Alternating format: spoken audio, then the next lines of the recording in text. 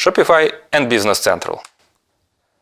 We are happy to introduce finally this integration. And I'm saying finally because Shopify announced the special ERP program for their high-volume merchants in October last year. And the purpose of this program is to help merchants to find the right app to automate operations and finance. And this is a pretty difficult task to find the app if there are thousands of those apps published on the App Store.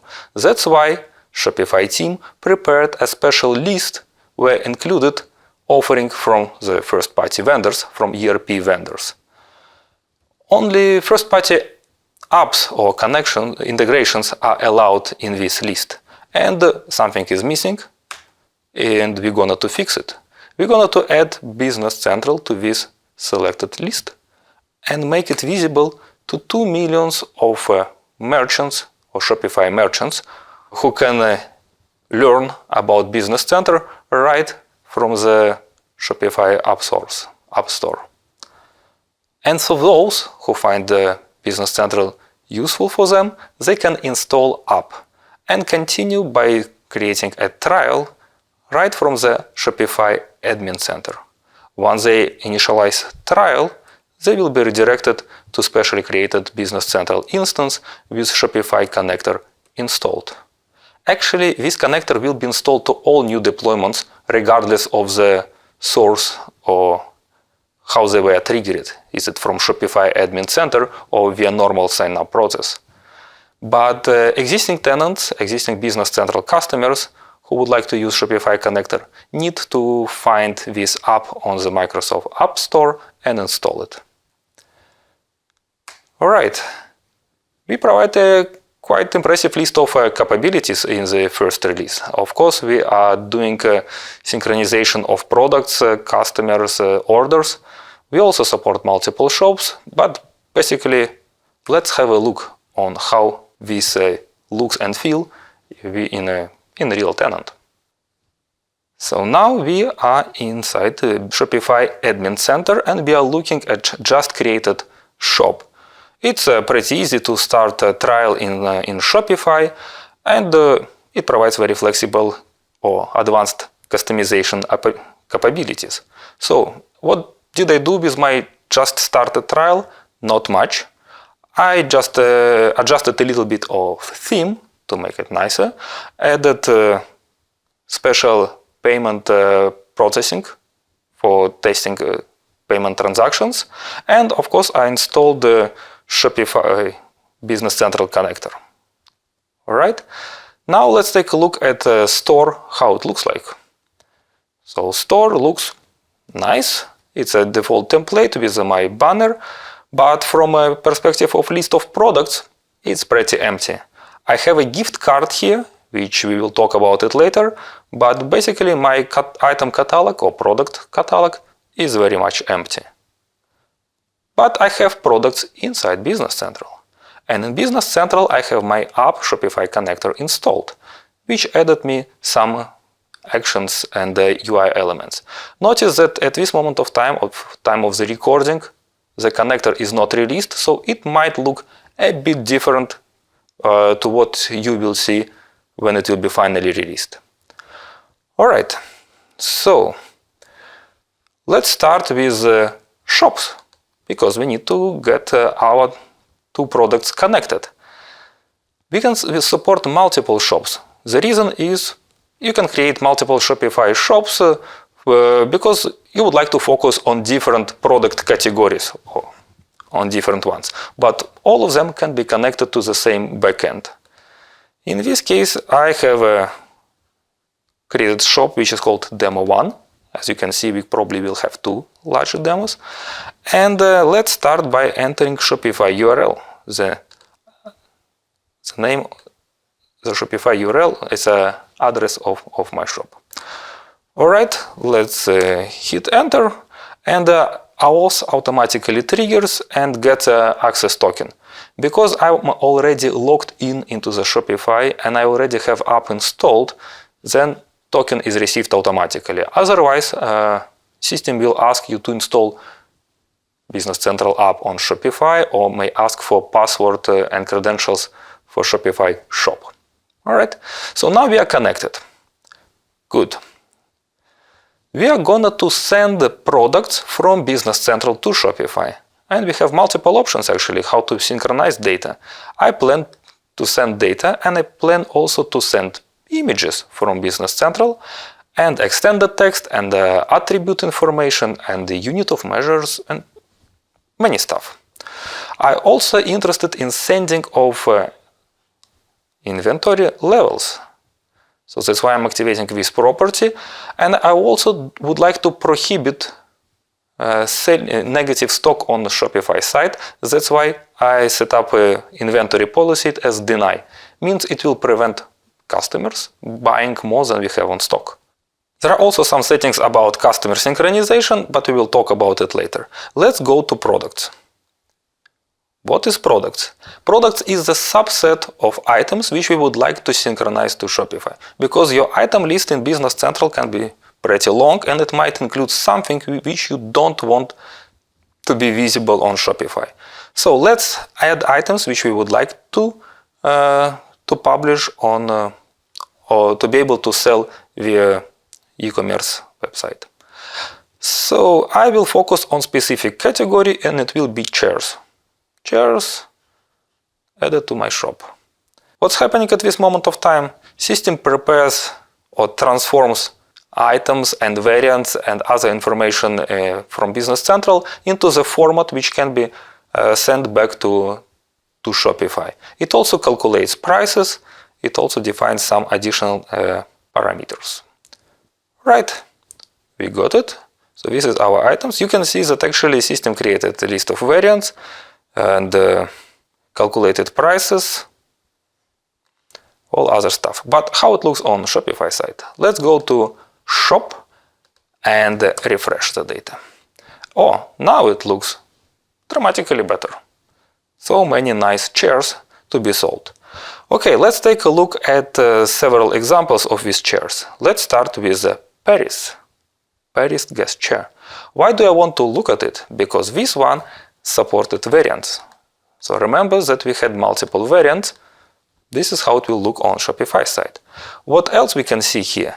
You can see that we have extended text from Business Central, which, by the way, also supports HTML tags. Yeah? Let's take a look. For example, let's go to items. This is a guest chair.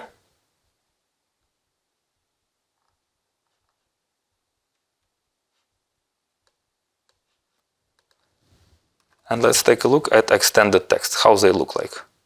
I hope I didn't make any mistakes when defined HTML tags. You can see it's bold and italic, exactly how it is on Shopify site. All right. We also can see attributes formatted as a nice table. Let's take a look. Yeah, this is exactly those attributes. Good. Let's close the chair, the Paris chair, and let's take a look at another example, London chair, which has a unit of measure. Yeah, we can define multiple units of measure in Business Central, and we can decide that we would like to export these units of measures as variants on Shopify site. It's okay not to do that as well, but if we would like, it's okay to activate this specific check. Unit of measure as variant. All right. And now we can sell it and price is calculated automatically. Of course, curious people will ask me, what about variant and unit of measure together? I have the case for you as well. Berlin guest chair, which supports different editions, essential and premium. You can see the price, $70 and $100 accordingly. But we can also sell it as a set of 10 chairs. And we have a specific price. Why? It doesn't look like I multiplied it by 10. Yeah? Probably, or not probably, it's actually exactly because I decided to use specific customer price group on the shop when I defined prices. So customer price group plus customer discount, which I decided not to use, and system will calculate the proper prices for these items and for this shop. Let's go back. Next scenario, next thing which we would like to explore will be about availability. You can see multiple of my chairs are sold out, so I don't have any inventory left. Others can be sold, but what is my item level at this moment of time? We will return back to Shopify Admin Center and explore it from there. Shopify Admin Centers, we can see products, and this is the list of products, and you can see more detailed information here. Let's take a look at this Mexico chair. It says 7. For those who play with demo data a lot, you probably know that it doesn't look right. Because usually, Mexico chair, which I need to find, it shows 10. Why do we have 10 here, but 7 on Shopify? Let's explore. Actually, these 10 are combined from numbers from availability on different locations. And looks like we use main and west, but we ignore quantity on east. How? Let's go back to Shopify shop cart, and you can see there is a action which is called location. It will open location list, but not Business Center locations, Shopify locations, which by the way support multiple locations as well. In my setup, I have only one location, or one of Microsoft offices, and you can see interesting thing here. I can set up mapping that this location maps to main location inside Business Central. But I can also specify location filters to specify which locations I need to use when I calculate availability level. Maybe because these locations are physically located close to each other, and then I need to move stuff from one to another before shipping. All right, that's very good, cool possibility. All right, what else can we see here in the product list? Let's take a look at the Tokyo chair. I will activate bulk edit feature because I would like to show you two things. Even if I'm editing only one element, still why not? You can see that I have information about SKU and barcode, SKU and barcode. These two also coming from Business Central. Where are they coming from? Specifically, let's open this Tokyo chair. First of all, let's talk about SKU. You can see it says vendor item number, and the value is very similar to what we saw. Why? Because in the Shopify shop cart, in this synchronization tab, we can actually specify how to map SKU with data inside Business Central. I decided to use vendor item number, but I could also use item number, for example, or barcode or combination if we are dealing with items with variants. That's a good one. All right, that's clear. What about barcode? Barcode you can find in the item references, or with item reference of type barcode. Reference number, this one. And what do we see inside Business Shopify? Exactly this one. All right, so this is what we can do to provide, to link both data sets together. All right, about linking of data set. Let's come back to this later, but for now, let's just complete one of the transactions, because it was enough talking about a list of items. Now let's go and ship something. We have a chair, and I will just go and buy it now, just to demonstrate the whole flow. Okay, and my address will be some office, Microsoft office in Los Angeles. Go to shipping. And notice that shipping cost was automatically calculated and added based on settings in Shopify. I didn't connect it to any shipping providers for calculation, just a hard-coded value. Shopify has a lot of apps allowing you to connect to different shipping providers. They also support number of payment methods, but we are using the test one. Test one, which allows us to enter very short credit card number, and let's pay. Let's register this transaction. Nice. So somebody bought chair. Let's go back to Business Central. Business Central, shop. We can find orders linked to specific shop, or we can go to Rolling Center and we can go to list there. Right now, list is empty because we need to import orders from Shopify. This is, of course, can be done as a background task. Just schedule job queue to pull data from Shopify from time to time. All right, we got an order. Nice. Let's open the card, because it also has card, because it contains a lot of information. Interesting fact that the order was automatically created. So I imported and automatically create order from Shopify order as normal Microsoft or Business Central order. Why? Again, because of some settings. Let me scroll down and I show you how to create orders checkbox toggle, which is active here. Good. Order is here. Who is customer? Interestingly, customer here is Shopify. Why so? Because in this scenario, I decided that my shop is dealing with B2C customers and I don't want to import all of them into Business Central. I decided to keep them all in Shopify. So I configured my shop to use specific default customer, Shopify customer. So all imported orders are mapped to the same customer, right? What do we see here? Product. We see information about shipping cost, shipping and billing information. We also get some interesting data from Shopify. One of those particularly interesting is risks, because it's an online trade, so it's definitely a risk. For example, interesting part here is like high risk because my shipping address is far away, because I'm in Copenhagen, Denmark, doing transaction, but I plan to receive goods in US.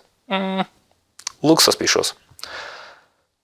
Good. So we can decide if we want to deal with it or not. We can also review all transactions associated with this deal. Yeah, so this is my credit card payment. Shipping cost, it's also not a simple number. It's a separate table with some details. And now we can open sales order or sales invoice. Let's open sales order, which was already created. Yes, you can see that shipping costs were added as a separate line of type of GL. This is account which I decided to use for my shipping revenue, shipping cost. And post and ship. All right, so sales order was posted and shipped. Now we need to notify Shopify about the change. Let's take a look at list of orders here. Let's focus only on open orders. I already did a lot of experiments. Open orders, it's the ones which are being imported and exported. You can see the status is unfulfilled because it just doesn't know about the fact that order was shipped in Business Central. So for this one, we will use special task, which is again can be configured to be running in the background. Information about shipping and also shipping agent, shipping tracking code, both will be sent to Shopify. So let's go here and refresh it. Actually, it's disappeared because it was moved to closed because it is completely paid and fulfilled. Back to products.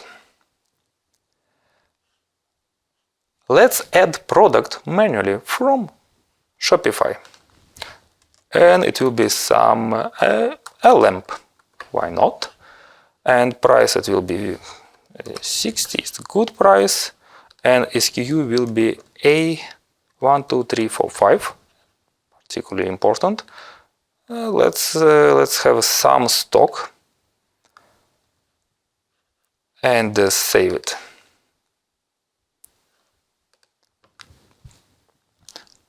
Lamp. First of all, notice that this product is in draft mode, which means it will not be visible in the store. So if we will go to catalog, we will not find it here. No lamp. To make it visible, I actually need to go and change status. I will do it inside Shopify. More actions. Set as active. Yes. I can do it in bulk. Alright, now this one is active. Let's go and refresh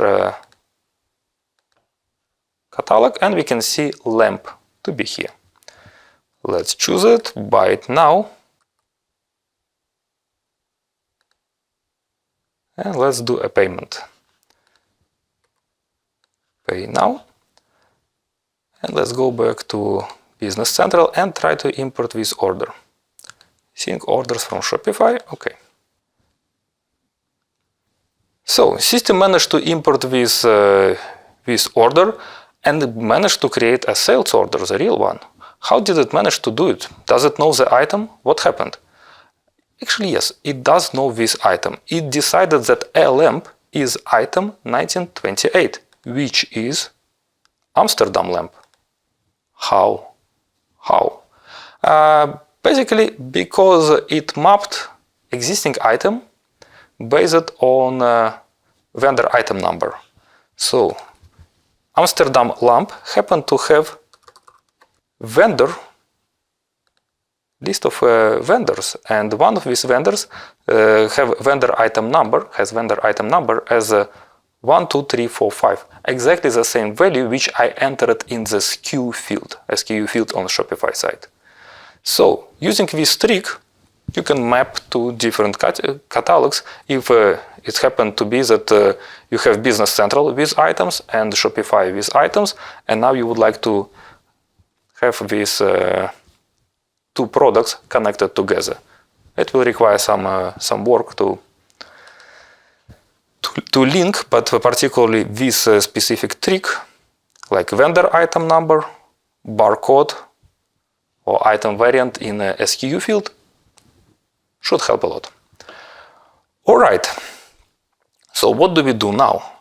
We will switch to a different demo.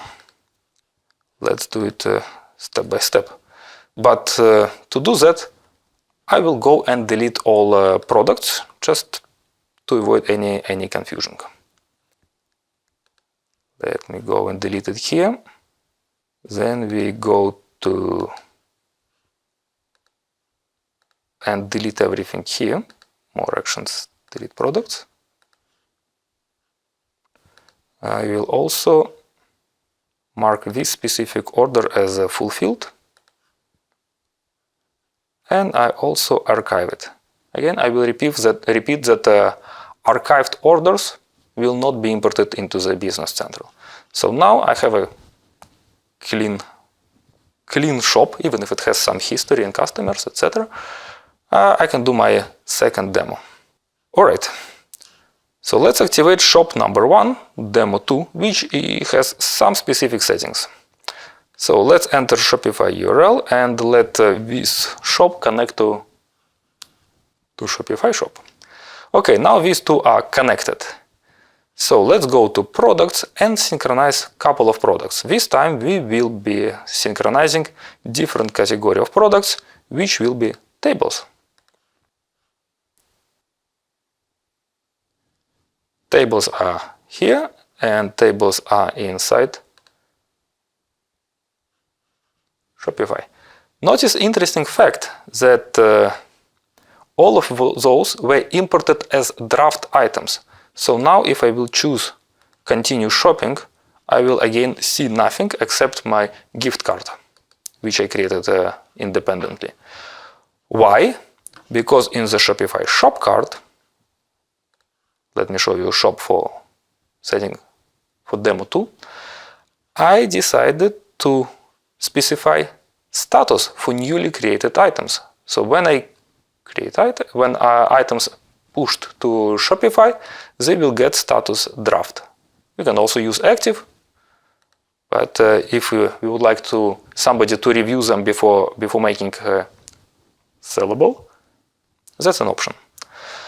Another interesting status, which you can see, we can change status for items if they're being removed.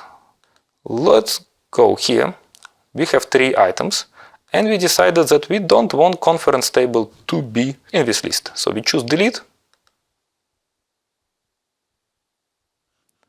It took a second for a good reason. Now you can see conference table get status archived. Okay, so it will not be visible or not available to sell. So let's activate a couple of tables and let's go do shopping. But before. So we were talking about how to push items. Let's talk about another aspect, customers. What do we do with customers? In this shop number 2, I decided to synchronize customers. First of all, I decided to allow export Business Central customers to Shopify. So whatever I have in customer list will be pushed to Shopify. On the other hand, I will be importing individual customers together with each order. So order information, I will get also customers. I can just go and receive all customers, but I don't think this option is particularly useful. System will try to map customers, by the way, to each other using email and phone information. So if I even didn't push customers from Business Central, system will try to map it. And when customer will be created, if it's not found in Business Central, system will decide to create item in Business Central. It will use template. But what if my customers are from different locations? Then probably they will need to use different settings. And that's why we have a customer template feature which lists all the regions supported by Shopify. You can configure Shopify where you want to operate, and list countries, and then we can get this list. Just choose import countries and counties action. And what we will see, for example, for Canada, we also receive number of states. So we can define the specific template for each individual customer. For example, like as a domestic, or if we are in Europe, we can have a Euro and foreign customers. Good. Yeah, you also can define the fixed customer if you don't want to create customers in specific region. For example, we care about internal customers, but customers from outside of local country should be mapped to specific one. Pretty powerful. All right. Okay, but what will happen if I will export customers? Let's see. Let's choose synchronization and sync customers. Done. Let's go to Shopify. Customers. Familiar names.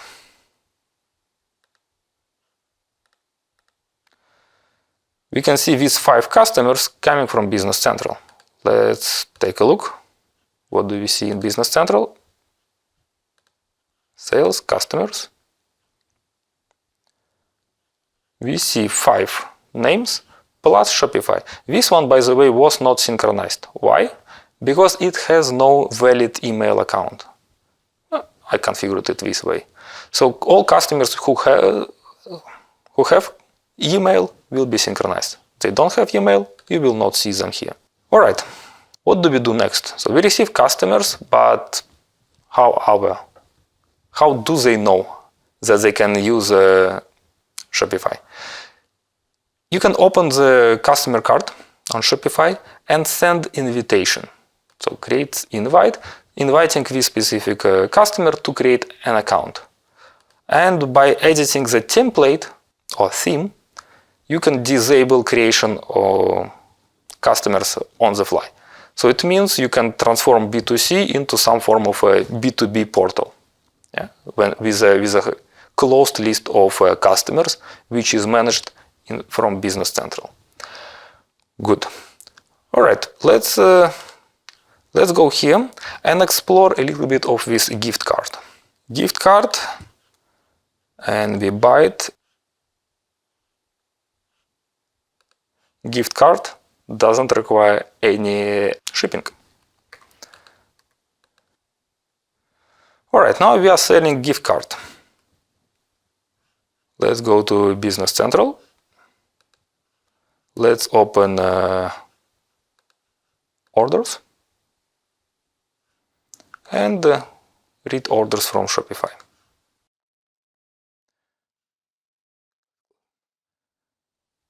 Okay, order is imported. A new customer created. Microsoft, Andrei Panko. Yeah. What else do we see here? Or what we don't see here? We don't see here sales order number. Why? Because sales order was not created automatically because of the settings we have. Let's take a look. Shopify, shops, and our demo 2 shop. And let's see how it is configured for customer synchronization.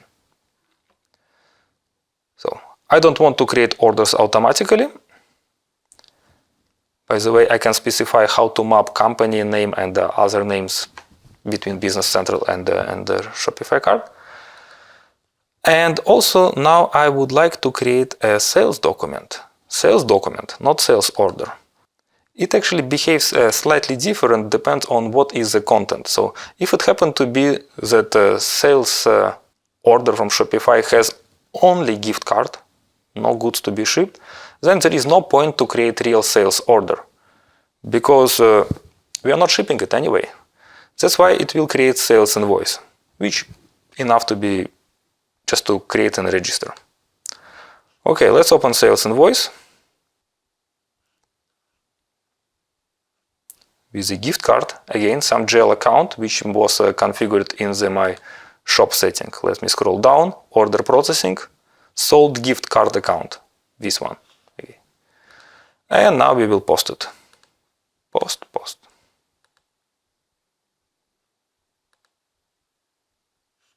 Now we're talking about gift card. I received gift card and it's time to use it. Let me show you how this gift card looks like when I received it. Okay, I have some number, some code. Okay, let's use it. I would like to continue my shopping exercise and I want to buy this Athens pedestal. Buy now. This time I will enter my gift card information here. Apply, and you can see that my total is reduced. And now we do the same journey, entering email accounts. And do payment. I think it's good. Now let's go back and import this new order to check how it looks like. Sync orders from Shopify. Okay, we got it. What interesting here, so the total amount is of course the full one because we plan to invoice it. But if we will go to order transactions, you can see that part of amount is covered with a gift card. We also can see information about the gift card on different place. Shopify, gift cards. Then we can see the whole list of gift cards, and then we also can see how and when it was applied. So this one was fully applied. What else do we see on Shopify orders? We can get the full list of transactions. The last two, you can see they are linked to order we just explored. And if you are using the Shopify payment processing, then you can see the transactions or payment transactions right here. We are using test gateway, that's why it will be empty. With these two extended demos, I hope you received some understanding of capabilities of Shopify connector and what it can do for you and for your customers. And you will keep an eye on AppSource and we'll give it a try as soon as it's available there. Thank you for your time and for your attention.